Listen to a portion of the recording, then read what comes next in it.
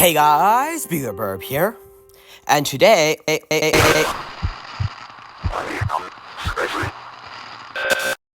that's right, I'm finally doing the long-awaited, the Battle Bricks Without Bricks Tumore Edition. Sorry I've put this off for so long. It's been a bit rough trying to get it done when I have so many Halloween videos to record, but now that most of the events for Tower Defense games have been completed for the most part, I have time to now go back to being the Battle Bricks guy. If you haven't seen the previous parts of my The Battle Bricks with No Bricks series, I'll link them down below unless I forget, in which case write an angry comment and I'll probably remember. But if you're too lazy to do that, I'll just give you the basic rundown of what you need to know. The rules for this challenge are simply as follows. I cannot purchase units, cards, banks, or cannons with bricks. I did use bricks to directly buy double experience when I was going through long grinds just to make it so I could get this video out quicker. Previously, we completed 3-star Chapter 1 and 2 on normal, as well as almost beating 3-star Chapter 3, but being unable to defeat exec on 3 stars. Currently, everything's maxed out, and this is our roster. No Omega Friend, since I beat Rake Force on the wrong account. And now, time for the explanation of Tumore Mode. Tumore Mode is a secret third difficulty unlocked when spamming the Tumore logo when starting up the game. It canonically takes place after the base game modes, showing enemies in their alt forms doing all they can do to stop us. In this game mode, all the previously mentioned enemies are not only in their alt forms, but also the stage magnifications are doubled, making them twice as strong. Anyways, with those sillies out of the way, let's get into this.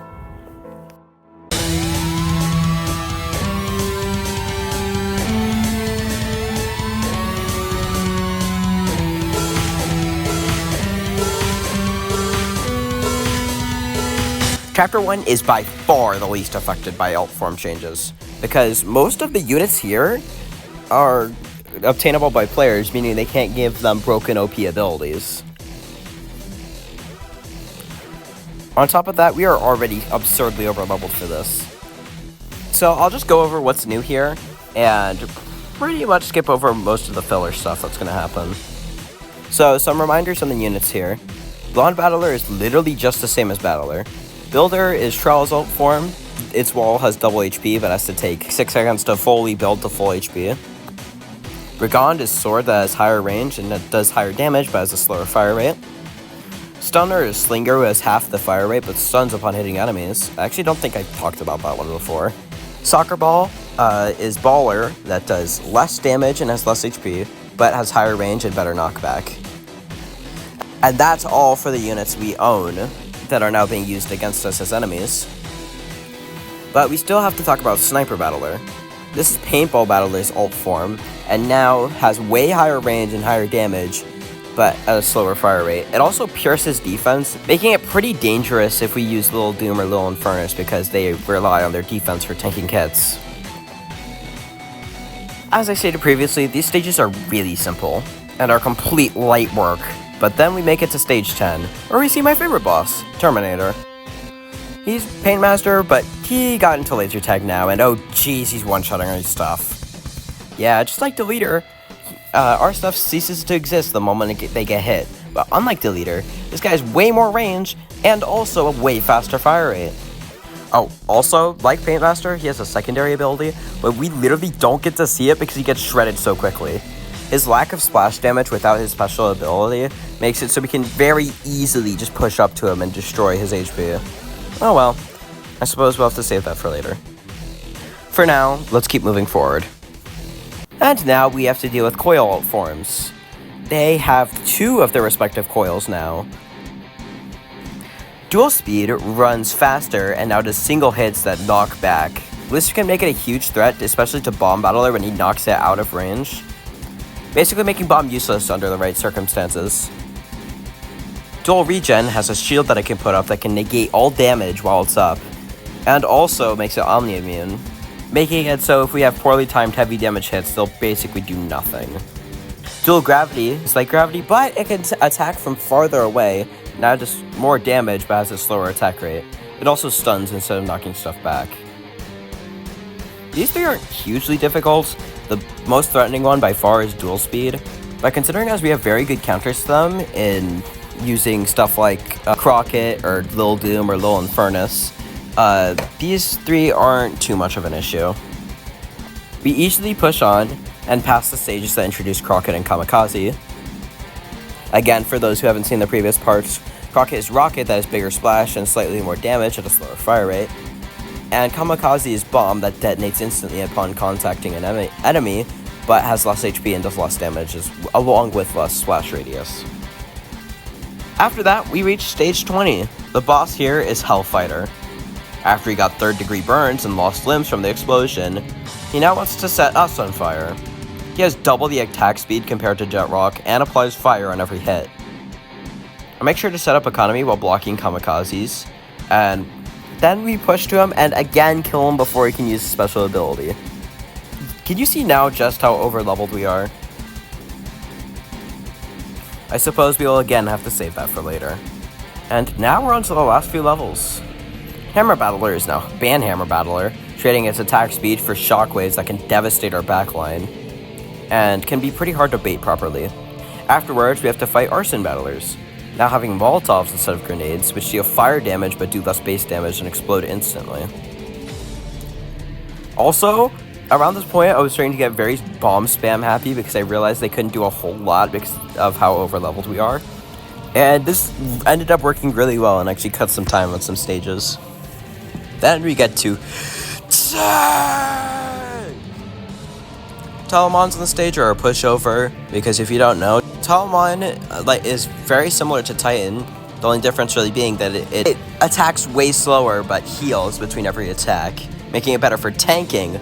But in the stages where, like this one, where it's used as their main damage output, it really doesn't go super well for them. Their slower fire rate also makes spamming bomb very effective. And a few more bomb spam instances later, we're even.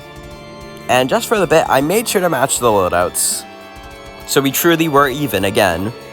But it's still very easy even like this. On to Impending Doom. And they don't stand a chance here either. Considering these are the same enemies that appear on Doomspire, really this can't be that hard. Right? Hey, so remember last video when I got Little Deathbringer and said this? This is foreshadowing. Well, this is what that was foreshadowing.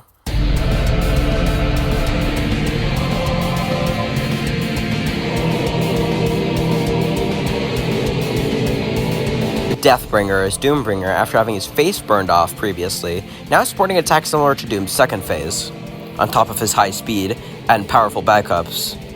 I quickly stall because I know there's an early Kamikaze here and I hit it with my cannon. I push as soon as possible over to Deathbringer because he's already super close to my base. But Stunner is being so annoying because he's stalling my battlers and there's not a whole lot I can do about it. Deathbringer makes a major push due to this. I decide I have to stick with level 7 Eco because of how relentless Deathbringer's attacks are. He has 4 times the fire rate of Doombringer, making it so if your front line's down for even 2 seconds, he's going to start pushing, and every little bit counts in this fight. Or well, it usually does, but because we're over leveled, it's not that big of an issue, but I didn't know that yet. On top of that, they have our best 2 backliners being Crockett and Soccer Battler. And we don't have a whole lot to deal with that, aside from Lil Doom. Then we quickly reach the second phase. Deathbringer sacrifices all of his backups for increased damage. But this is fine by us, because now we get to wail on him without having to worry about anything blocking our hits. He now sports a 3-hit combo where the 3rd hit does massive splash damage.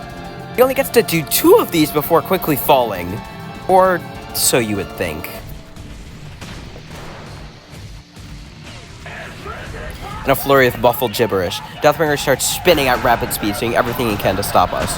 But due to our big stack and Telemon stalling him, we managed to take him down for real this time.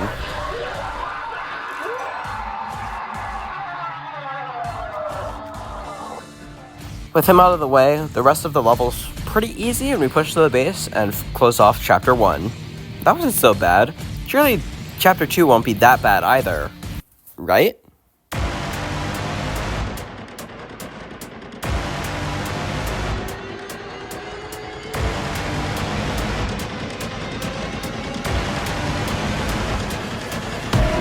Alright, so we start with a kicker here. Firebrand is now dual Firebrand, obviously sporting a second Firebrand. And now it's a 3-hit combo where the third hit does big splash damage. It's very powerful. Didn't I just say that? Next, we have Nemesis, piercing 5 units on the drawback of having a slower fire rate, which gives him a good chance to kill our backline. So we have to make sure to have good spam to counter that. Trowel is especially effective here, as it effectively counts as 2 units. But the most annoying of them, especially for this challenge, is Shield Man.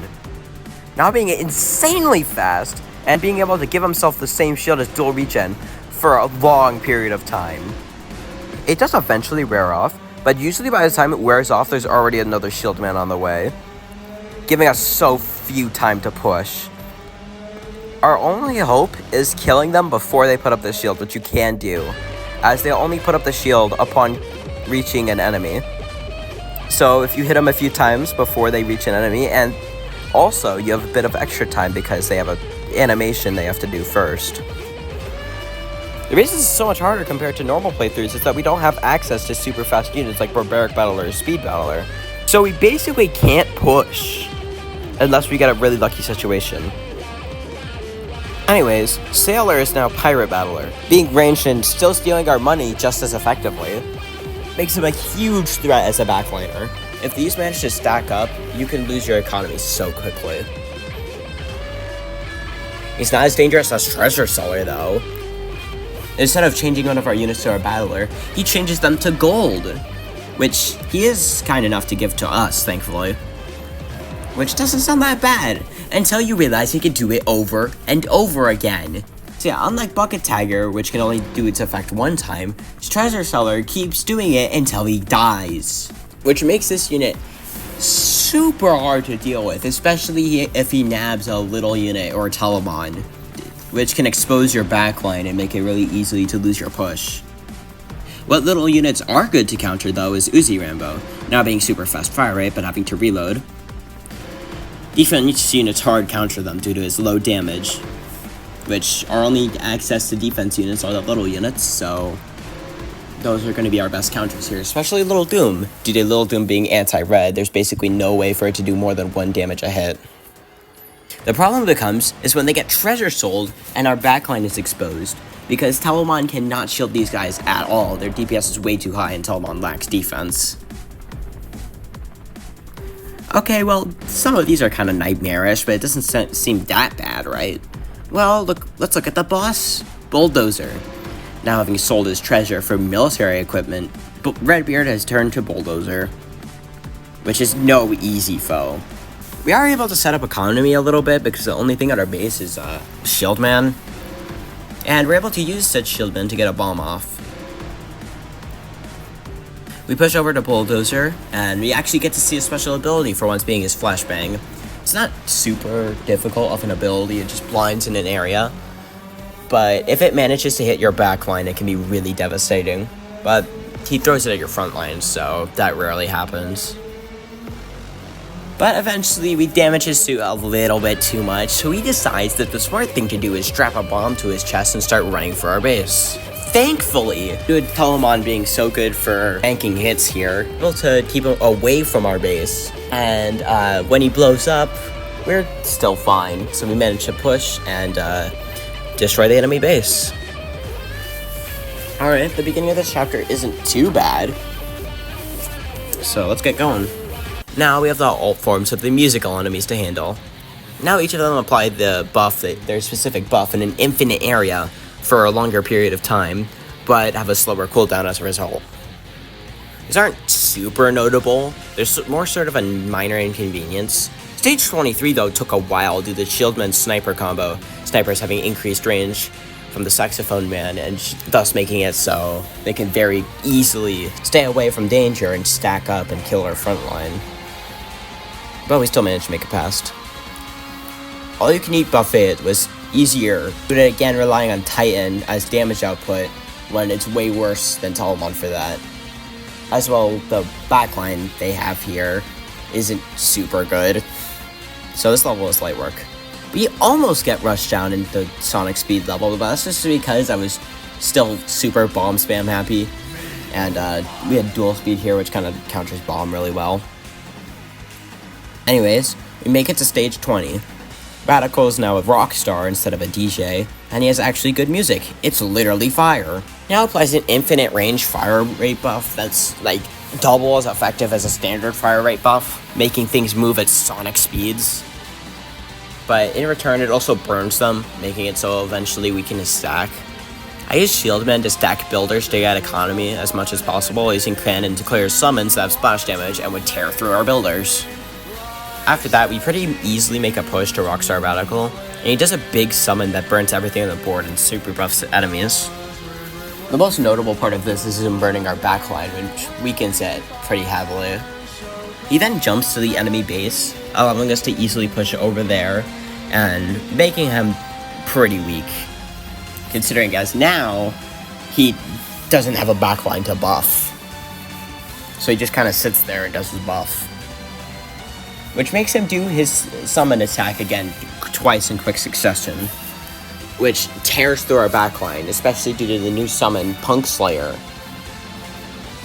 This guy is horrible to deal with. He's like the old enemy Katana. Basically, he'll do a spin and go flying across our backline, burning everything in his way, as well as, doing normal damage as well. So he'll tear through pretty much anything. He'll jump back to safety before doing it again. Eventually, though, we make our push back and manage to get him into his second phase. Yeah, just like DJ Radical, he has a second phase where he again pulls in a vehicle.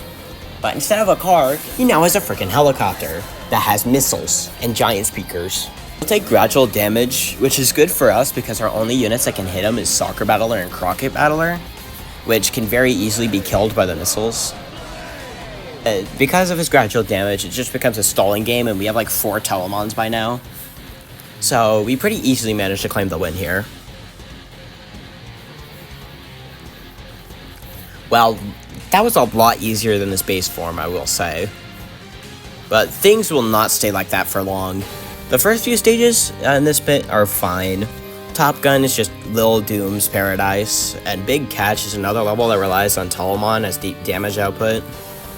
But then we get introduced to easily the most annoying enemy in this chapter, Barbaric Battler.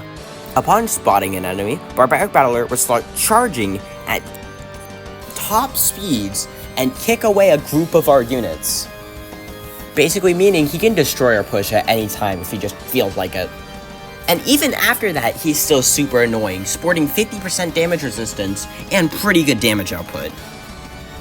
On the next level, I have a few internet issues. After reloading the game, we still easily win.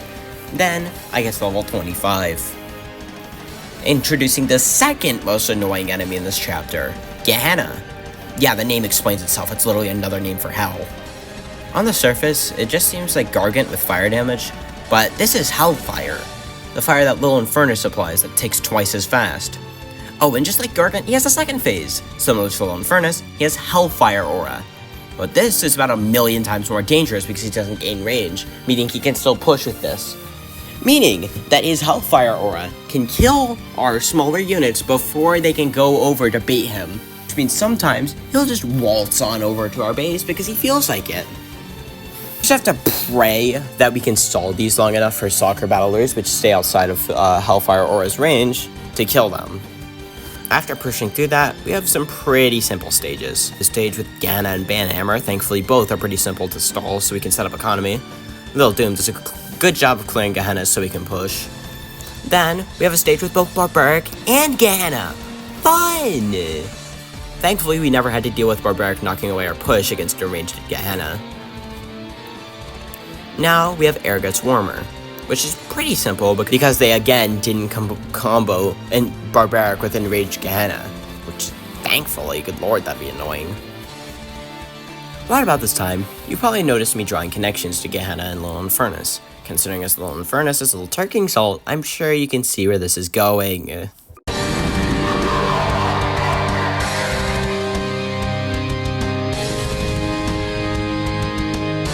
Infernus has been a long time op of mine. That 1 star took me actual hours of attempts to beat. And all because I wasn't using the right cannon. I got teased for this constantly. But now is time for revenge. Early game, I stall with builders and completely throw on my bomb timing and have to panic send littles out to kill the barbarics and treasure seller. Because I have level 7 bank, I decided screw it, we need as much push as possible. I thought Telemon was going to be a big issue here, and it was going to stall us, but I forgot that we have Little Infernus, which kind of hard counters it. We managed to stop Infernus about halfway through the trek. Alright, well this should be good. Let's just set up our stack and...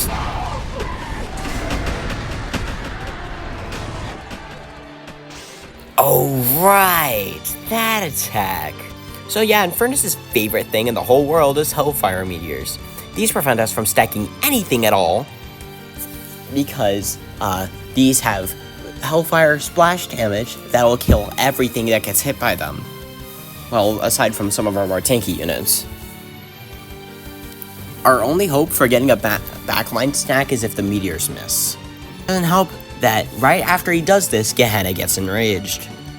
But thankfully we managed to kill it before it pushes. Then Infernus enters phase 2 not long after. Now getting his larger sword, making him easier to stall, but this cannot come without a catch. He has now traded his old meteor attack for this one.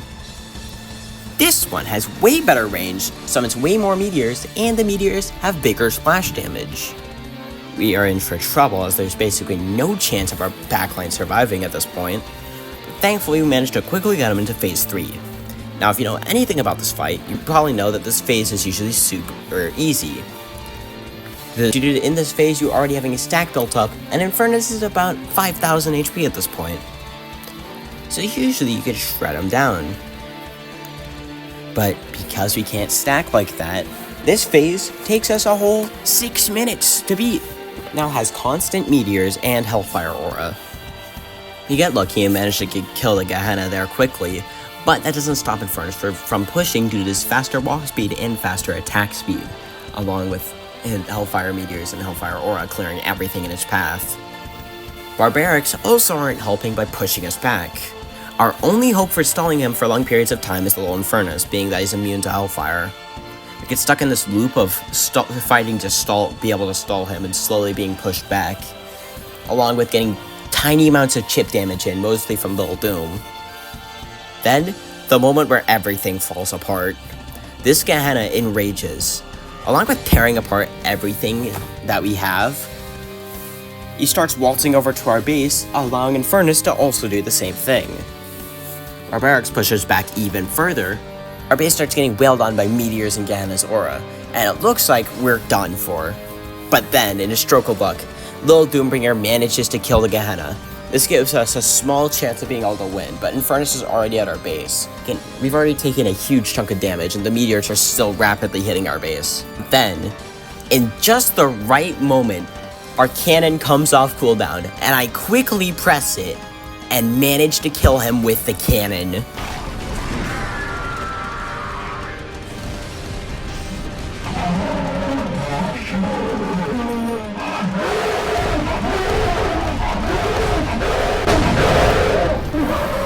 Now, sadly, I wasn't recording mic, but I was freaking out after this. I was so happy that happened. That was probably the luckiest things that has happened in the Battle Bricks career. And now that I can actually stack up units, the push is a cakewalk, and I managed to beat this first try. Now, if that isn't revenge, I don't know what is. Well, there it is. Tumore Mode, the Battle Bricks without bricks. Obviously, I'll have to do another part of this, where we tackle higher star difficulties of Chapter 1 and 2. I don't think I'm gonna beat 2-star Chapter 2. And also, see what hell awaits us in Chapter 3. I hope you guys enjoyed this long-awaited video, and if you did, consider joining my Discord to chill with me and other community members, and also, watch the previous parts if you haven't already. Well, that's all for me. Be good, burb, out.